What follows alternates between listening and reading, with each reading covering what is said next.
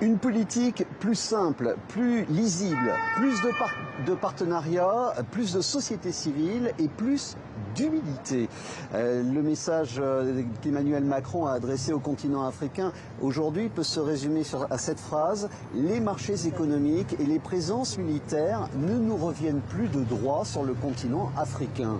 L'idée est de passer de la logique d'aide ou de rente à un partenariat solidaire. Cela vaudra pour l'économie, pour l'environnement, pour l'éducation, mais aussi pour les questions sécuritaires. On écoute le président français.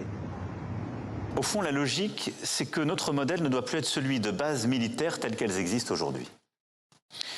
Demain, notre présence s'inscrira au sein de bases, d'écoles, d'académies qui seront co-gérées, fonctionnant avec des effectifs français qui demeureront, mais à des niveaux moindres, et des effectifs africains et qui pourront aussi accueillir, si nos partenaires africains le souhaitent et à leurs conditions, d'autres partenaires. Cette transformation débutera dans les prochains mois.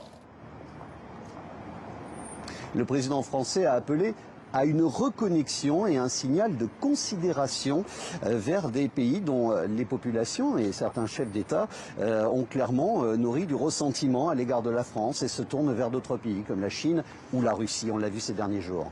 Et Florence, c'est donc dans ce contexte que, après-demain, mercredi 1er mars, le président français Emmanuel Macron va débuter une tournée en Afrique. Dans l'ordre, Gabon, Angola, le Congo et RDC.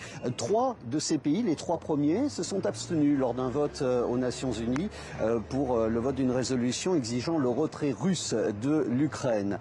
Signe de cette nouvelle donne, de cette nouvelle séquence, Emmanuel Macron a annoncé que des visites comme celle-ci sur le continent africain, avec de fortes délégations, sont appelées à se reconduire, à être reconduites au moins une fois tous les 6 mois.